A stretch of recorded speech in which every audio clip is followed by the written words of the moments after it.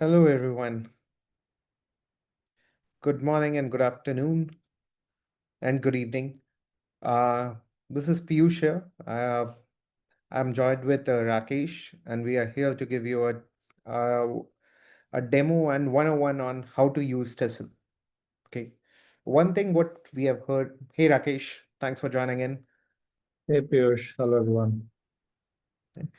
One thing we have used that even though the Tessel popularity has surged and a lot of people are using it, we at times get a lot of questions from the people who are using it for the first time.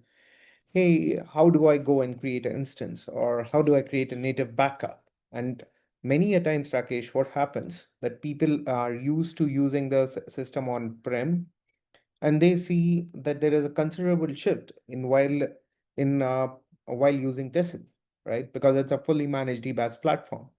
So we are here to answer all of that. Uh, Let me know once you're able to see my screen, and then I'll quickly jump to a demo. Okay. So Tessel, a brief overview. Most of you who have got joined today might have already heard about Tessel or already using it, but it's my duty to tell again.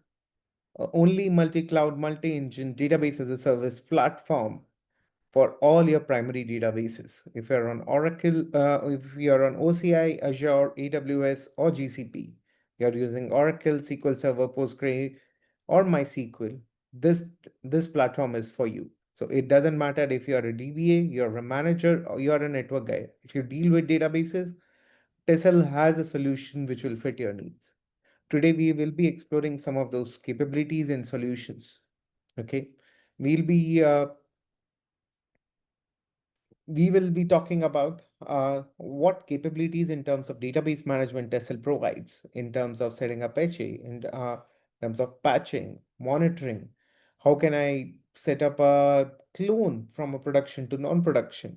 How can I integrate my existing tool set into Tessel? That's a question we get a lot.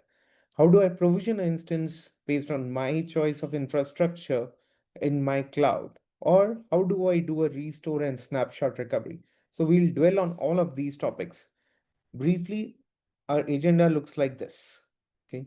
We'll talk about governance. How do we create users? How do we assign them roles? Right? How can I set up a DB parameter profile? Second, we'll go into provisioning and setting up HA and DR instances, both via UI as well as via APIs. Then we'll dwell a bit into a monitoring setup in case we need to set up a detailed performance insights or you want a OEM to be integrated. Then we'll dwell into support request. How does the support works in Tessel? How do we raise a ticket? What are the SLAs? And most importantly, what are the do's and don'ts? And after that, we'll throw the floor open for questions. So, okay. Like a plan, Piyush. Let me know once you're able to see my screen and in terms of the Tessel console, Not yet. if it's visible. Yeah, we can see it now. Yes. Okay. So when you log in into Tessel, you'll always see this screen. It will be specific to your particular control plane. Whether you are using, if suppose you're part of ABC company, you'll see abc.tessel.com, right? This ID will be provided to you as per first time onboarding by the Tessel support team, and it will be part of your onboarding kit. After that, one of the key things which came to us was, hey, how do I create a new user in Tessel? Or how do I integrate my current Active Directory onto Tessel? Okay. So if you see here, Tessel has been arranged, all of these services are arranged as series of apps. And governance itself is a app which can be assigned to a persona. I'll dwell into it in a minute, right? So you go to governance and you go for IAM. That is the day one operation you need to do, where you can decide what sort of authentication mechanism you want to enable. Entra and Okta are available as a first class service, but we are open to support most of the Active Directories which are using SAML2. We have to understand that this is a in cloud-based environment. So any Active Directory provider which supports cloud-based enterprises, that only will be able to support, integrate with Tessell. Another key question which we get a lot is that can I host, for example, abc.tessel.com in my particular firewall or behind firewalls? Tessel uses publicly available APIs of cloud and which requires it to be open to the internet because it is a SaaS service which requires connection from both data plane, which is in your environment, and control plane, which is in our environment. Rest assured, this is fully secured. This is through private links, and all the connections are via a secure tunnel. Even the Tessel repositories are with the AES 256-bit encryption. Okay, so you can integrate your Active Directory with Tessel and then ensure and use that as a method of authentication. One of the questions we get a lot is, hey, if I integrate my Entra, will all of my users be able to access Tessel? The answer is no, because the Active Directory is used only as a method of authentication, not authorization. Here, you have to create a user and invite them onto Tessel. So suppose I want to create a user for ABC company. I can do that abc@tessel.com, right? And assign a different personas. The question will come to your mind is, what are these personas? And how does it affect my database operations, right? And you can invite them. Tessel uses email as an authentication mechanism. So please, whenever you want to attach it with your Active Directory, ensure that the parameter which is passed is email. Okay. You can create custom personas. All of the Tessel 19 odd apps are available as individual permissions which can be given. So for example, account owner has the highest level of permissions, but your support ticket guy can have just tickets. They can you can create, or your user who wants to just monitor networks can have tickets and networks, right? What it ensures is it is truly at your terms in what sort of control you want to give to your end users. Okay. Tessel has built-in fail-safe mechanisms for most of these roles. When in case if you want a multi-level approval to require a database to be deleted or dropped, you can do that. Just drop us a mail or ask us a question, right? In case you want a security parameter.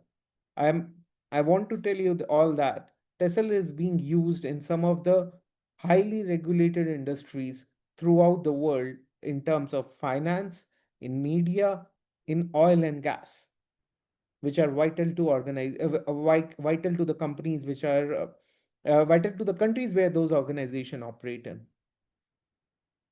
Another factor is Tessel is fully security certified. Here we are SOC 1, SOC 2, ISO 27000, 27001, and soon to be PCI certified. So we understand the criticality of your data, and our systems are built in to protect that. Okay. So just one What? question Yes.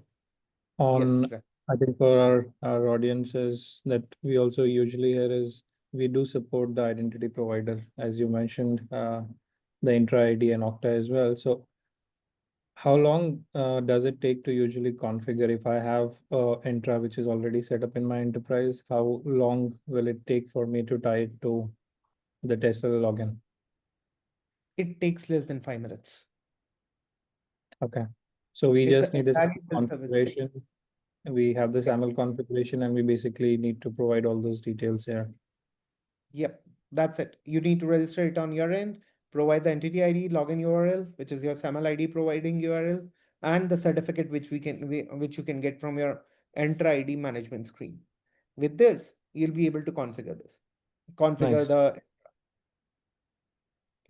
and that remains true for all the SAML providers. There are way too many. We have taken the top two and along with the G Suite. All right.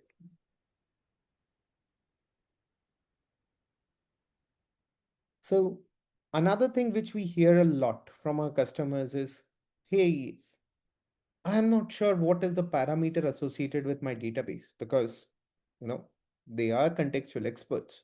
They want to set their own parameters in the database and they want to ensure that their databases across follow the same parameters. Tessell provides a first class UI feature to configure parameters based on customer requirements based on their profiles. I'm happy to announce that in another 3 weeks, in addition to 30 plus parameters, what you see at Oracle, you'll be able to get additionally close to 300 odd parameters. So you'll be able to configure the databases based on application, based on the criticality, and based on what you deem fit is works best for your application.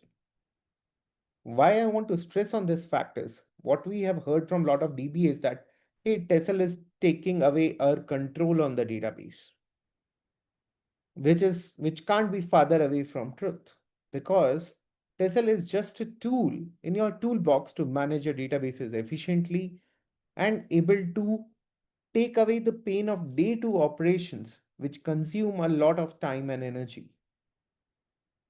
Okay. You can create a custom parameter profile. So I want to create for Oracle 19C. I can do that from here.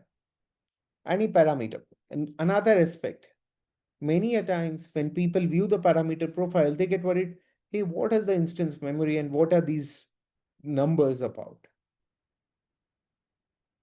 Tessell is built in a way that if you move your instances from 4 vCPU to 16 vCPUs, you don't have to go and change your SGA, PGA, and init parameters in the database or even for the cursor count. That's why we are not hard coding the values. We are saying, okay, you want a 4 vCPU, this is the SGA you can get. You want to increase for 16 vCPU, you naturally want a bigger SGA, right? And lesser the people making changes, lower the chance of uh, you know having a wrong memory value set. You can do that using, that's why we are using instance memory, and you can do that on your own, right? You can change these parameters, but this, let it be a variable so that when you do a upsize or downsize of your database, you don't have to worry about whether I have the sufficient parameters there or not.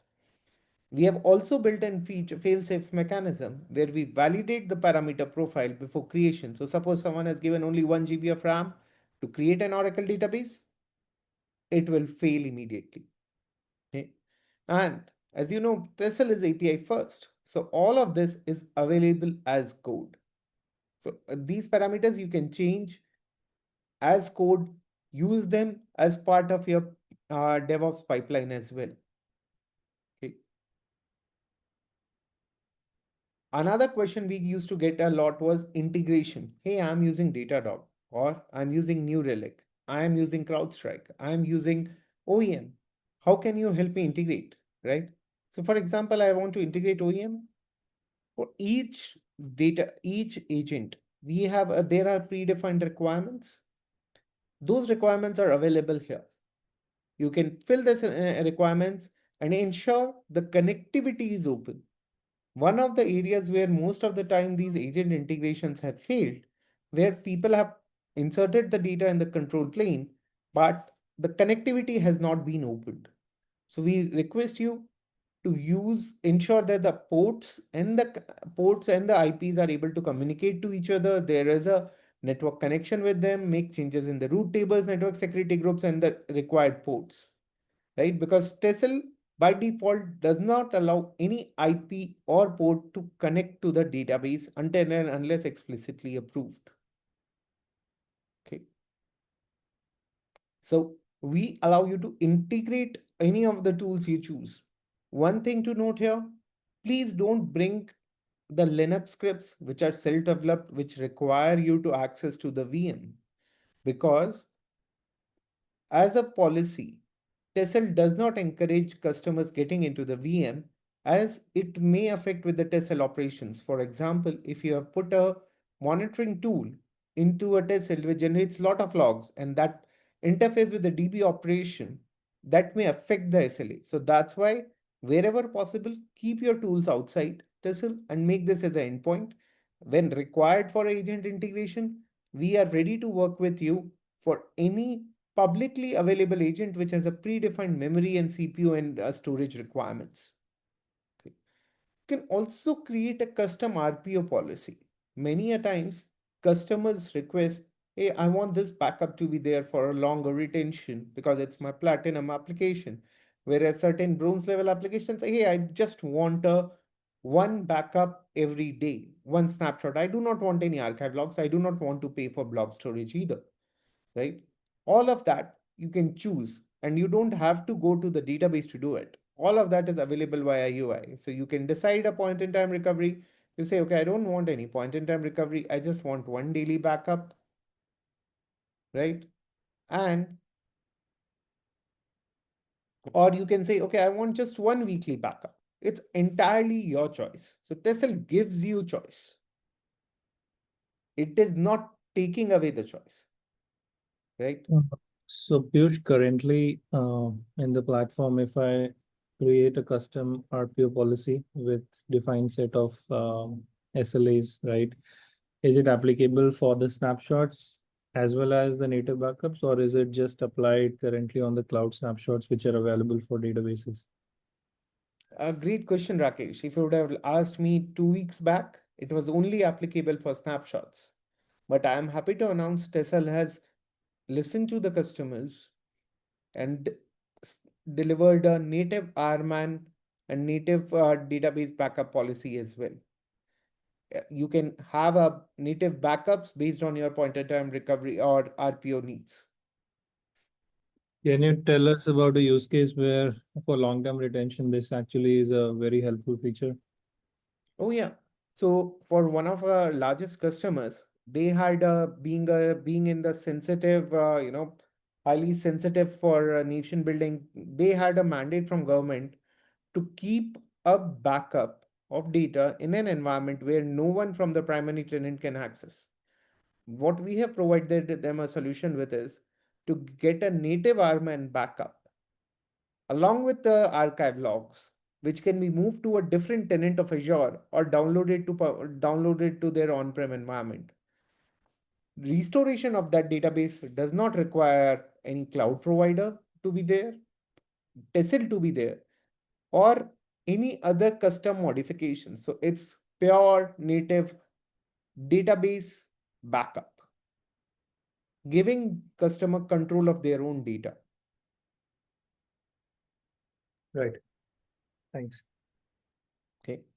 So once you have set all of this, right, you have decided which edition, which environments, now comes the provision exercise. Another thing what customers ask is, hey, which editions you support or which editions you don't, right? We support all the major editions and the minor editions of the current in use databases.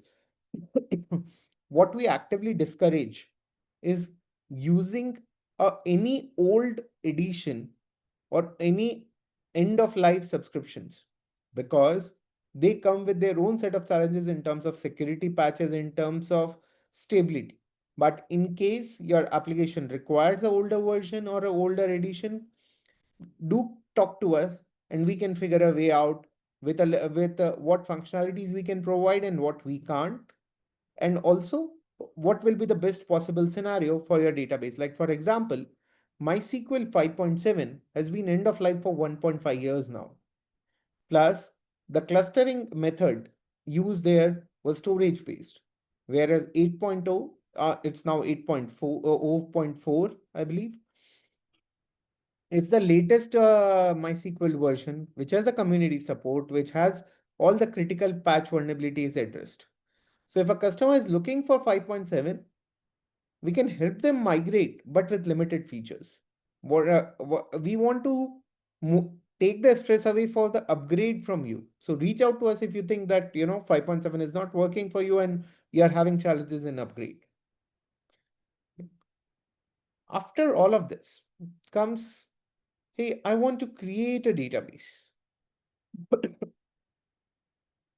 If you want to create any database, you can choose, right? You can choose from any of the engines. The provisioning workflow, which I'll walk you through, remains the same irrespective of database engine. So you do not, Oracle DBA can create a Postgres database, can create a MySQL or a SQL Server database from Tessell, its console itself. I want to create an Oracle database. I can choose which edition I want. We support HA for SE2 as well. That we will discuss in next webinar. But you want to create a standard edition, you want to create an enterprise edition, you want to create a 19C or 21C. We'll soon release a 23 AI also, once Oracle certifies it, of course, right? In 19C, you want to create on 19.17 or 19.27. This patch upgrade, that is another question what customers had. Hey, what about patching in my environment? Right? Any patch which is released from Oracle will be available for your consumption within 15 days. That is at the database level.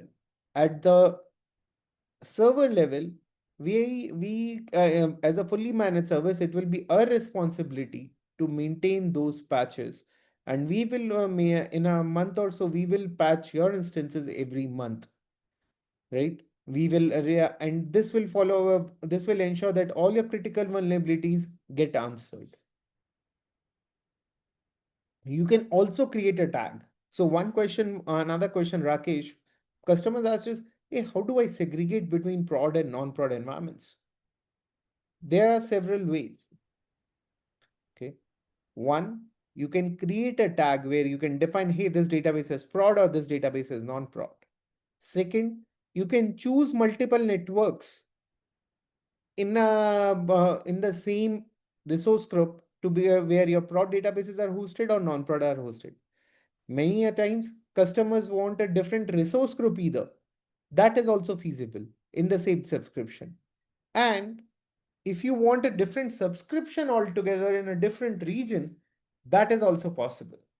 So the choice is yours, right? How you want to arrange your databases, whether you want them to sit next to your application, segregate on prod, non-prod, or restrict the number of CPUs available for your application. All of that is doable via Tessell console. You do not need my team, myself, Rakesh, SRE team, Callum, anyone to come to you and showcase how to do it. It's intuitive. It can be done on your own. Yeah, one more thing to add for the tags, Piyush, I think that we often hear is, and where it is useful, as you rightly mentioned, you can add tags, and these are tags which actually gets propagated to the underlying Azure infrastructure resources like the Azure VM, the disk, the secret manager, and all other places. So customers who have a requirement of mandatory tags that needs to be applied on Azure resources can actually pass it from here, and they will propagate to the underlying Azure resources. So it can be your cost center, it can be environment details, it can be any other key value pair which basically you internally use to identify resources. Thank you, Rakesh. So you can, when you want to create a VM, there are multitudes of options available. You want to create a 2 vCPU or you want to create a 128 vCPU. The shapes are available on Tessell platform. By default, we recommend AMD-based shapes because they are cheaper. But in many cases, what we have seen that some shapes are not available in a particular region or a subscription. So if your provisioning is failing, just check whether that particular shape is available in your quota or not. If not available, go with the other set of shapes or get a request with the cloud provider to enable that shape for you, right? So if you want to, suppose I want to create a 16 vCPU, again, the choice is mine. I want a 16 vCPU 64 gig RAM or 16 vCPU 1.8 terabyte of RAM. All of these shapes are available based on your application requirement. You can choose between Azure Managed Disk or Azure NetApp files. The same remains true for AWS as well. This is very interesting. Allow multiple services to be hosted on the server. This allows you to have multiple databases hosted on the same server, similar to on-prem world. Why this is important to consider is many times customer choose that but not actually use it, right? Or many times customer need it because their databases are very small and they want to, plug them into all one or interacting with DB links, so they do not want it to be having a into a different environment. With Tessell, all of that is possible. You can also choose what is the storage IOPS and throughput you require. So in case your application requirement is very high, right? Let's say 80,000 IOPS and you want it to be segregated across 20 disks, that is also possible. Creating a high availability is just toggling of the button. You can decide when you want, where you want your HA instance to be placed. Okay. Another thing, Rakesh, what customers ask is, hey Piyush, I have a instance of 16 vCPU, but I want my HA only of 8 vCPUs because of license issues. Or I want it to be even smaller. So there are few points which Oracle itself recommends, that do not keep your HA instance less than 50% of your primary, because the workload is still running, right? The data is still moving. So we also follow the same, but if you want, you're okay for a longer RTO, that's perfectly fine. You can use Tessell code and change the shapes here. Okay. When you want to create a HA, you can change the shapes here in terms of where you want to create your HA in which subnet. Okay. So here you can choose 16A. You see here, you can choose it to a different shape. And I'll show you live then how do we create a DR instance today. You can choose the port. So 1521 is your liking, do that. 10,001 is what your industry standard, do that as well. Right? You can choose which time zone you want to place your server in. All of this is configured with the central NTB servers of cloud to ensure your servers are never out of sync. You can, all the time zones are available.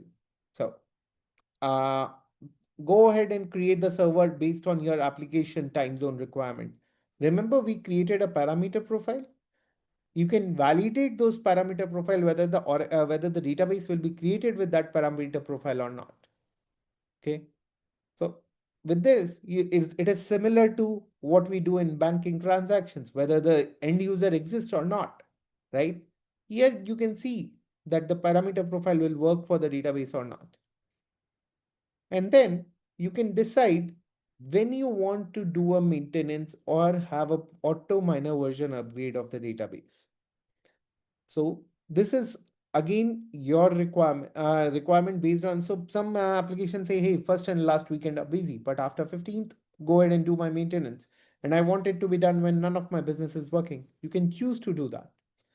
There's also a feature called performance insights, which I will dwell on, and which you can use to enable a deep performance insights even from the Tessell console itself. And this is, you can decide how many days of point in time recovery, how many days of snapshots you want. The native backup, Rakesh, we were talking about, you can decide, suppose I want a 20 days of snapshots uh, with a point in time recovery. I can do that for the native backups as well. And I can decide when I want to take my full backup, when I want to take my incremental backup, right? L0 and L1 both. And Coming you see back this to line, the yeah. yeah, coming back to the parameter profile, what if I want to change the parameter profile once the database is like provisioned? Do we have So mechanisms? Well, we do. You can for any of the services which are created, you can go ahead and change the parameter profile. So for example, in this, right, I can choose which parameter profile I want to apply. Just give me a minute. I think it's on the settings. Yeah, the three dots. Yeah. So Yeah, in this, I can edit my parameter profile and decide when do I want to apply the particular parameter profile. So I can choose, okay, I do not want this profile, I want this profile to be applied. I can choose when this parameter profile need to be applied. In case that parameter profile upgradation needs a reboot, it will happen automatically.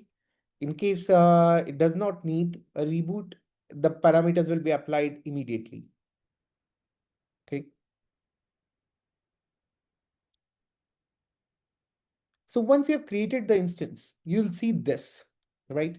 This is a single view across your databases, across regions, across shapes, across editions. And most of our partners watching this today will be looking at their databases already created. Now the question comes, hey, I go to this database, but one, what has what does my database look like? How do I see the parameters? Or where how do I get the whole geography and history about this database? And second, what if I need to perform any actions on that? So this is an instance which we have created earlier today. If you see here, click on more info. That will give you where your instance has been created, which shape it resides on, what is the parameters assigned to it, what is the profile assigned to it, which database version it is, what character set, when is the snapshot scheduled. So you get a single pane of view for your entire database, right? Who has created it, when they have created. You can also see what parameters have been assigned right from the console. So as part of debugging, no need to go anywhere else. You'll also, okay, you can also see that you're always connected to at a service level. Why this is important? Tessell recommends you connect to the service level to ensure for any failover activity or any resize activity, the end user, the end application does not need any reconfiguration. Rakesh, in my experience with the customers, we have seen that when they were doing manual activity, in case of a failover, most of their time was spent in reconfiguring the application to the failover instance. With Tessell, all of that is taken care. Okay. You can also see which user has been created. Another question, what we got a lot from customers is, hey, what if I want to use a master user or reset the password? And does Tessell has access to it? Answer is Tessell does not have access to your master user ID and password, and you can reset the master password directly from console. This master user will serve as a super user in your database to reset passwords for your consumers, to enable DB links, or to run any type of packages, whether it is getting an AWR or to kill a session. All of those packages, the Oracle native features, the privileges have been granted to this master user. So use master user to perform most of your day-to-day operations. You also get a detailed monitoring in the Tessell. So you can see from here within 5-minute window what's happening in your database. Few things to look out for. How does my blocking session looks like? What is my SG and PGA, right? Am I seeing weights which are not my application behavior? So that will help you resolve the issues faster. The second thing which we get is, hey, I want to view my logs, the alert logs of the database. Tessell, Tessell streams the alert logs from your data primary DB server right onto your screen. In case a HA failover occurs, the alert logs come from the HA instance.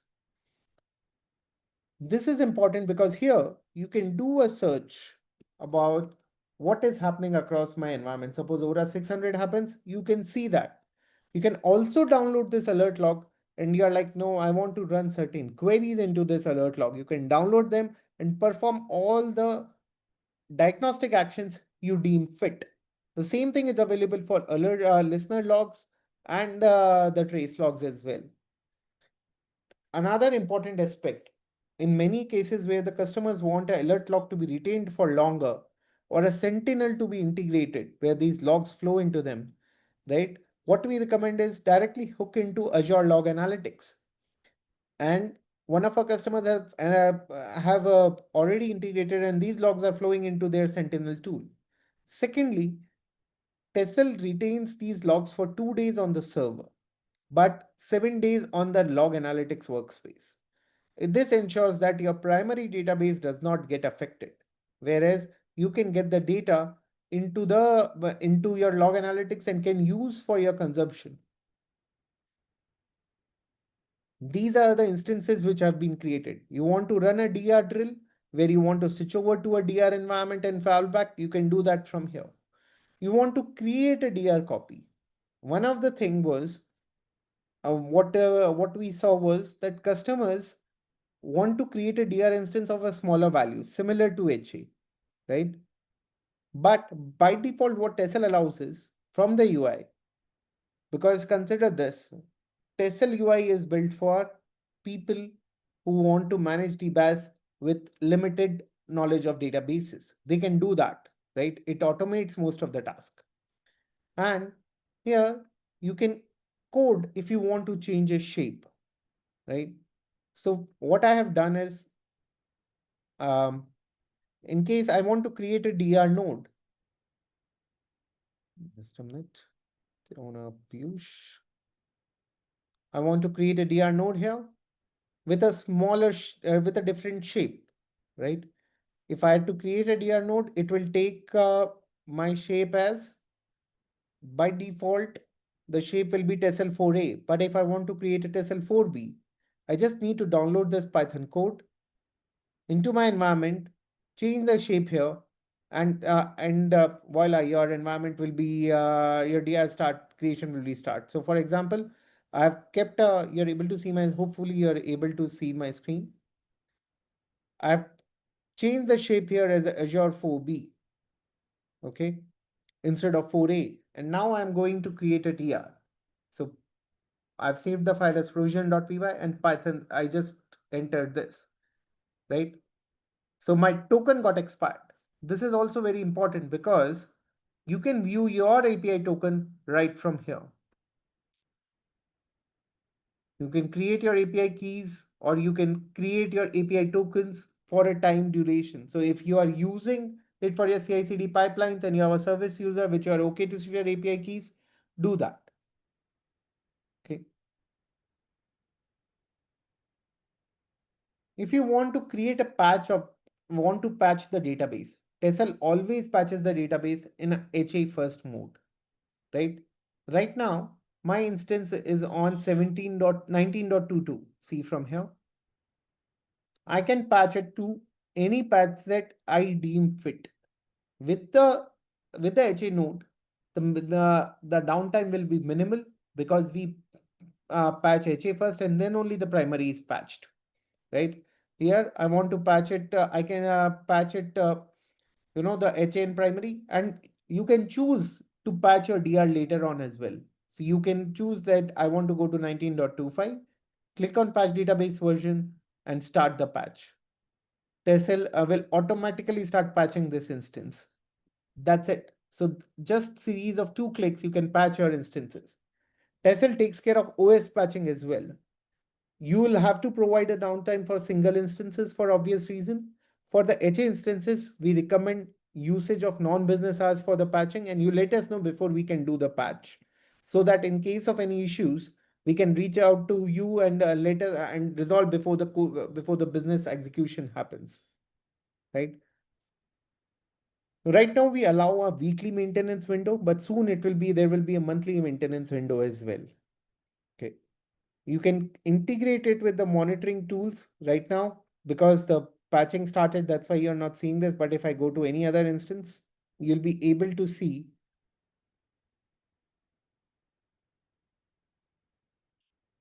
the integrations are active. So you can enable any of these 4 integrations right from here. So once you have enabled the endpoint of Datadog, just go here and click add. You want to enable OEM, just go click here and add. Okay.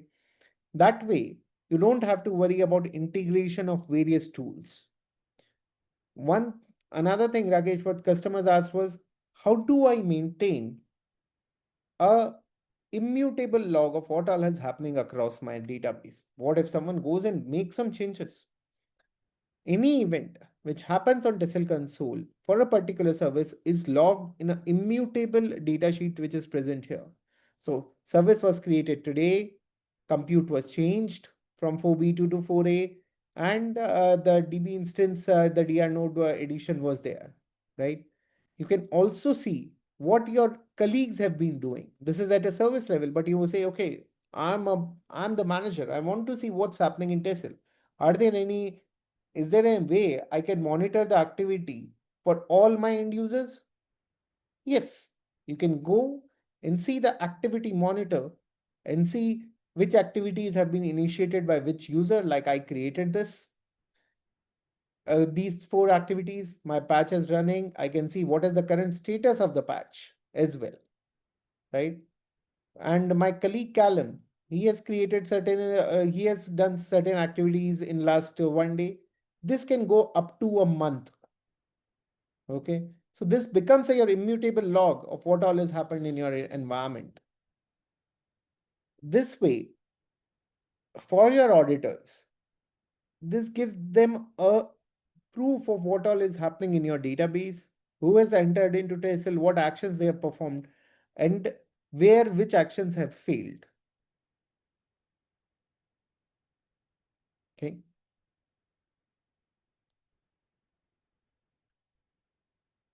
Next is when customers want to do a start stop of the database. Just Many a sorry. times, yes, We have a question probably because we were talking about parameters. So let's take that up.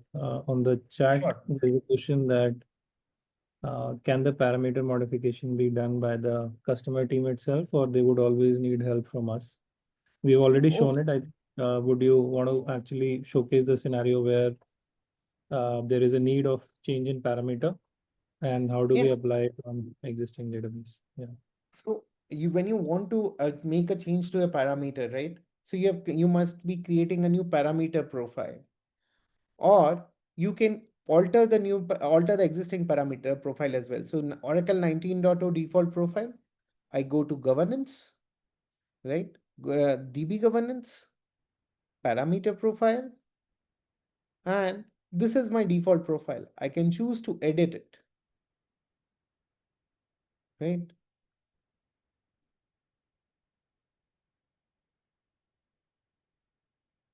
I can choose 19.0 default profile,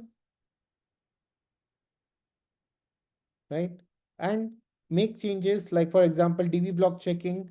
I want to make it true and just create a new parameter profile, which has been created just now, Oracle 19.0 default profile, right? Where I've made the change for DB block checking equals to true.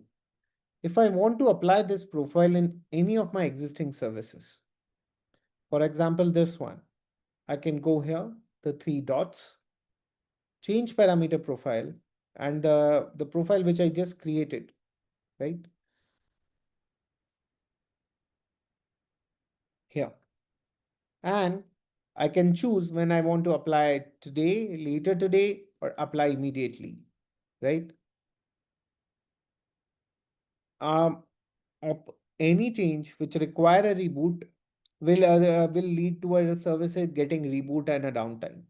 Or if you want to apply it in maintenance window, I can choose to do that and just click on apply. So in that maintenance window, the parameter profile will automatically be applied.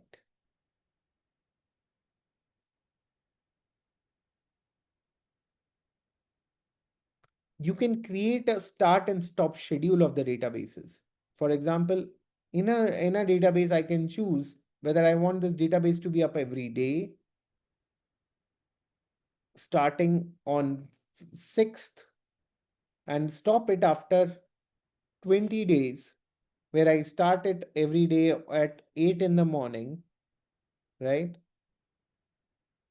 I can choose 8 in the morning. See, it didn't allow because we are already past. But 6 o'clock, if I choose 6, and I'll ask them that, okay, I want to start at 8 o'clock, 8:30 in the morning and stop today at evening 8:30, that's possible, right?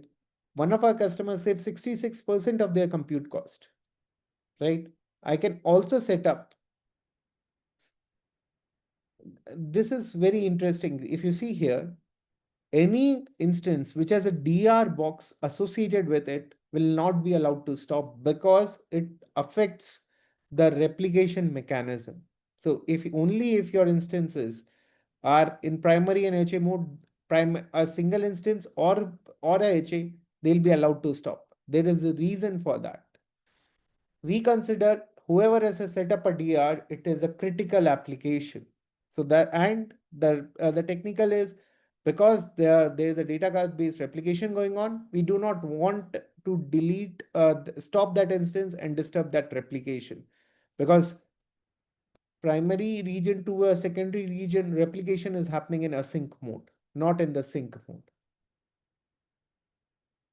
Yeah. You can decide what you here you can see what is the settings for your database. You can enable delete protection. This is important for people who are saying, hey, I want a T2 degree of approval before anyone can go and drop my database. So until and unless you are the person who has created the DB, you'll be anyways not allowed to drop the DB. Second, if you want to go a level further and say only the account owner should be allowed to disable this flag, that is also possible. You can also enable a flag where no one should be able to stop your database. So if you have enabled this flag, if someone by mistake also wants to stop your database, the Tessell will error them out. Monitoring of performance insights, you can see that this has been enabled, and this monitoring is available here. So you can see the metrics. You go to detailed insights, you can see what are the top weights, which SQL is causing those top weights, started by which host, which user, and which database, right? This can be drilled down up to a 7-day period, right? We can change that based on your requirement, and this can be downloaded as well for your requirement. This is available at a node level only. So in the case of monitoring, OS monitoring will work for all the primary HA but the DB metrics will come only from the primary instance. This is done because of two reasons. When in the real life scenario, when you are monitoring the database, you want to ensure that your primary engine supporting your application should be healthy. With if we put in Postgre, if we start putting in metrics from HA as well, that will lead to a confusion and delay in resolution. Okay. Okay. After this, one of the thing is database is about data, right?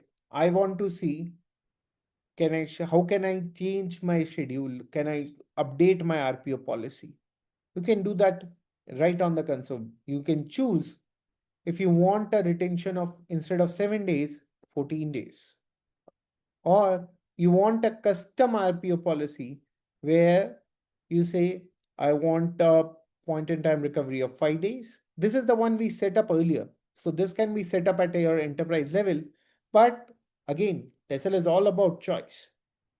So you can choose when you want to take a weekly snapshot. Some applications want it on Sunday, some applications want it on Monday. You can choose the timing. You can also choose when your full snapshot should happen.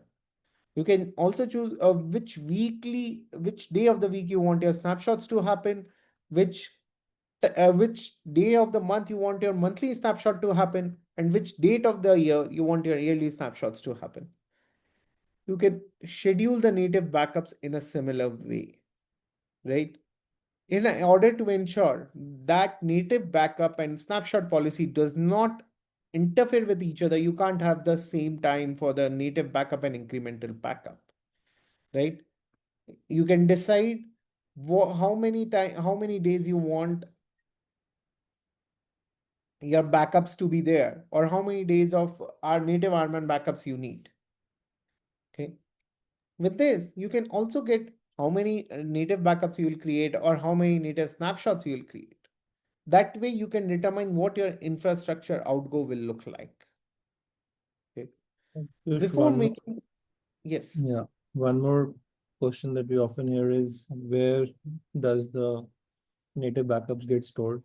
So I Yep. think do know that while onboarding, we create a blob storage for Tessell to have logs and backups.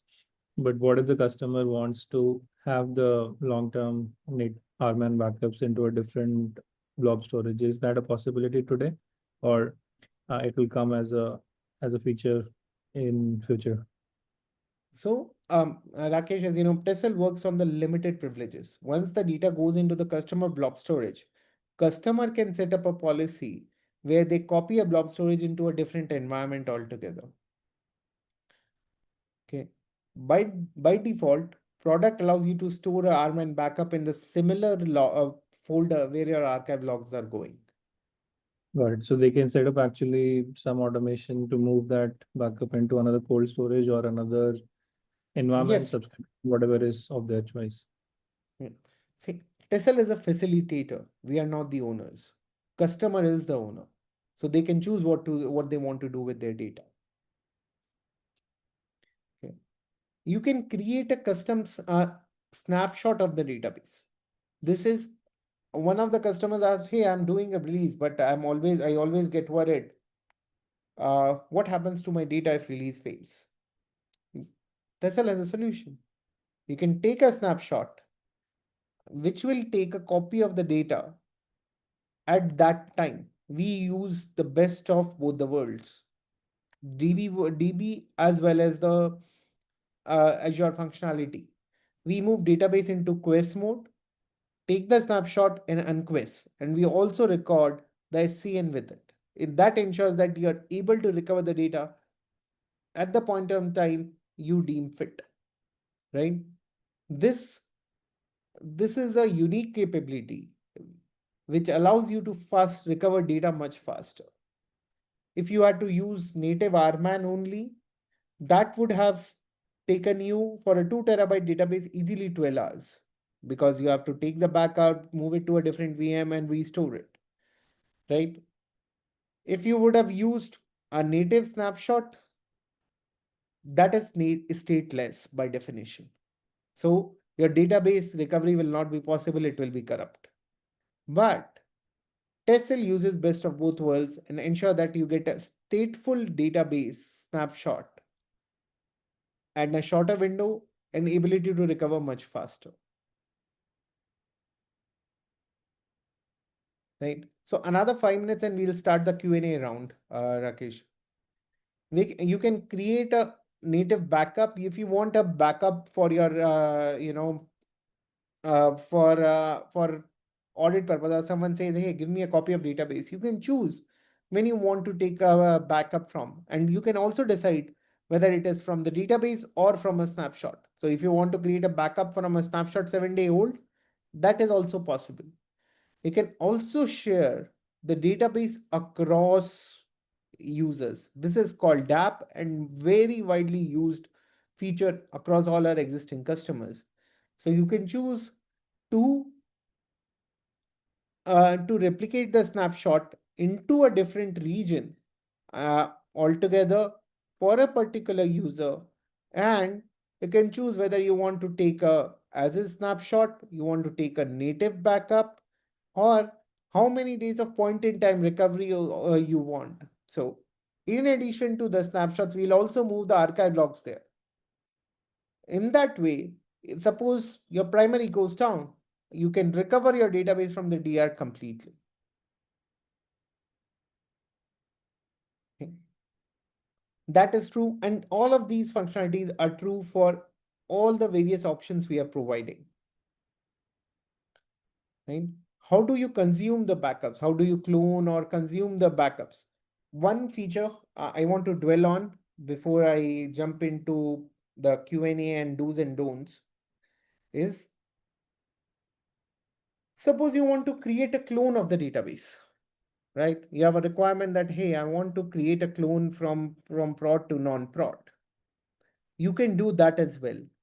In Dataflix, you can go, sorry, in availability machine, you can choose any database and go to clone, create a clone. You can choose, click on this little button called clone. You can choose which shape you want to create a clone on. You have a 2 vCPU database, you want to clone on a 16 vCPU, go ahead, right? And this is what we are very proud of. You can decide whether I want to automatically refresh the database, means from prod to non-prod. I can refresh the database, let's say every Sunday with a snapshot, right? And or with a point in time recovery.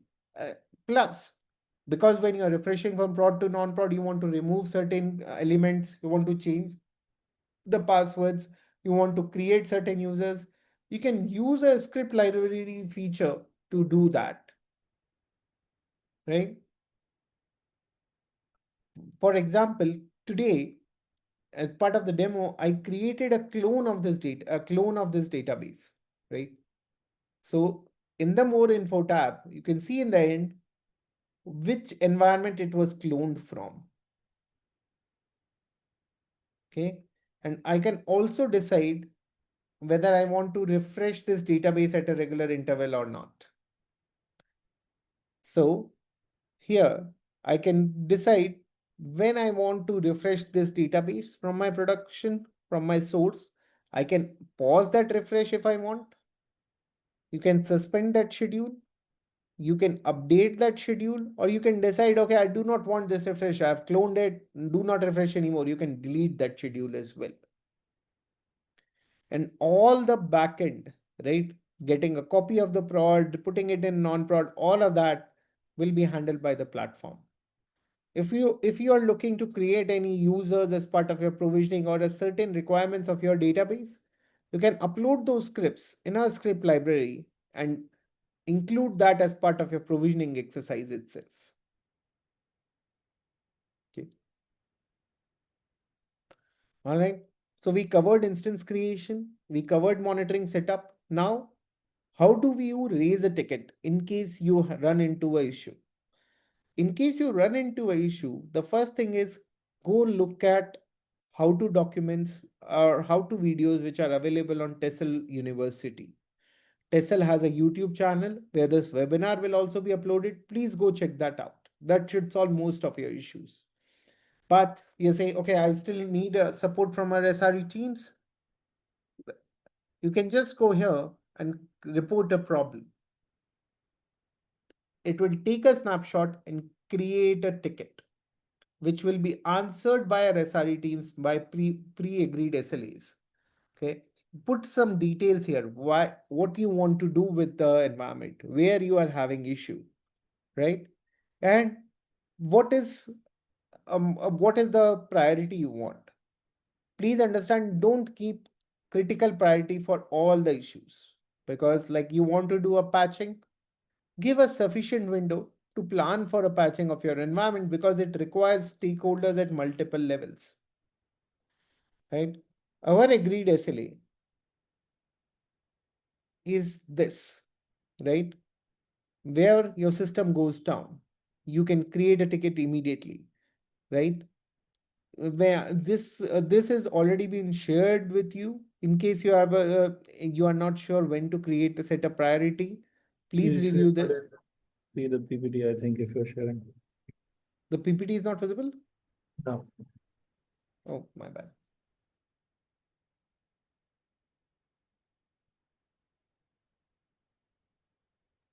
Right. visible now. Yeah. Yeah. So that's how we define critical, high, medium, and low tickets. Okay. And we have a 24/7, 365 SRE team which are ready to work with you to resolve your queries. Even sending an email at support@tessell.com will create a ticket for you. So please ensure when you create that ticket, you set the priorities accordingly. And in there are the different levels of support. For enterprises, we recommend a mission critical support. And for critical, our response time is 15 minutes. Okay. For severity 3 and 4, please give us sufficient time to get back to you. Okay.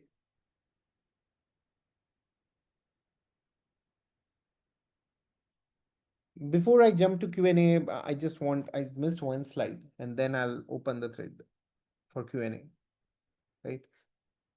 where we run into issues on day-to-day basis. One, people go and make changes to the Azure configuration or AWS configuration from the backend. Please do not make those changes until explicit approval from Tessell, because many times the changes are not certified, which leads to failure of Tessell operations. We understand you are the owners of AWS subscription, so you have much higher privileges than Tessell agent does. So if you drop a database or a VM from the backend, we'll only get notified that DB is dropped, right? Do not make changes and do not make changes to the parameters, do not make changes to the VM snapshots and of any of the components associated with Tessell until and unless we explicitly approve that. Most of your activities, the day-to operations, the DBAS platform which Tessell offers are doable from Tessell console itself. It is not It might not be similar to how you are used to by logging in into the VM through putty and doing those actions yourself, but there are features which we have incorporated for your day-to-day operations. If you face an issue, please feel free to create a ticket, right? With a defined priority assigned. Any planned activity, for example, patching, you want to do an upgrade, a database measure upgrade, do give us a sufficient window to ensure we are able to respond back to you in a most effective manner. Always create a ticket, because our SRE teams are not dedicated to a customer, they are shared and they work in 24/7 model. So in case of any support group, ticket is the best way to track your issue and bring it to a closure. Last point is very important. Many a times we have seen a customer saying, hey, I used to do this. I specifically need, this is the way I perform my DB operations. We agree with you. This was the way you used to perform your DB operations. But please share your end goal with us. Please understand, we are working with 50 plus enterprise customers. So most of the issues which are already being solved with Tessell, or we might have a better solution for you. So interact with us, reach out to us, to your SRE teams to create a ticket, and we might work with you to, we might already have a solution. If not, this is our promise. We'll work with you to, to get a solution and get that integrated into product. If it is any widely applicable, we'll try to integrate it within the product itself. Right? So please keep an open mind and let us know what in case of any issues, we are always available, right? And I want to throw floor open for Q&A now. Okay. So Rakesh, do we have questions? Yeah, we have one question.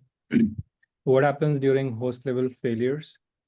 What RPO guarantees do you get in this case?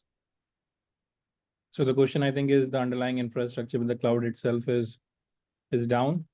What kind of RPO we can guarantee in such scenarios? Where the cloud infra itself is down. That's Right? right. So in case a cloud infrastructure goes down, right, the RPO becomes at a service level. So in case you have a single node instance, then it is dependent on the cloud instance coming back up. But if you have a high availability, Tessell agent will ensure that it will automatically fail over after unsuccessful 3 retries. It will fail over to HA instance and bring the service back up, right? And Tessell agent will automatically go in and heal the degraded instance. We will also get notified, our SI team, in case a node goes down, and we'll get into it and start resolving it. In case a support is required, where we need to reach out to Azure or to application, we'll work collaboratively with the application team.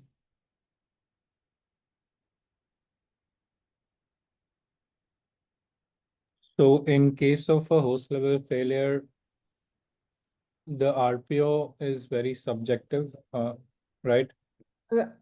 In case of a host level failure, the RPO will be RPO will be less than 5 minutes because we'll be automatically failing over for HA instance. So Yeah. only thing is it depends on what configuration you have chosen. So in case of single instance, it can be even more. It can be even more, yeah. Perfect. Okay, there were a few more questions that I answered online already. One more important one, which we keep hearing a lot, is what kind of access does Tessell team have to our database? Tessell team does not have a round the clock access to your database. In fact, the whole console, when I showcased it to you, there is no way I can even fire a select star from dual into the database. Tessell team will get into your database only in the case of an issue or to do a plant maintenance activity, which will be verified, which will be tracked through an internal auditable Jira, plus requires a two-level of approval. The access will be provided only for a limited period through FRPS method, where access will be revoked as soon as the activity is done. And Tessell support team is verified, vetted by compliance regulatory authorities, by a third party agency as well, and they get limited level of access into the environment, and that too only on need basis. It would be right to say that only when the customer needs any support, whether it is infra or database from the Tessell side, they would we would basically request, or the SRE team would request an access, which will be approved by the customer and which will be also delivered or provided to the SRE team for a time bound manner, right? Because we have a very touchless process for this access as well, right? Which is very time bound. The keys gets expired and you are logged out of the system. Is that true, right? Yes, that's true.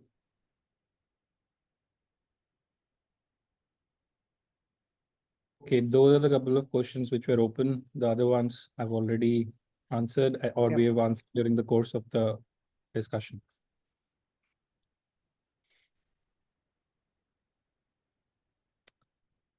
Okay.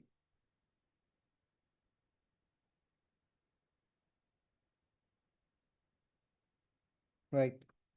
Any other questions? Please let us know.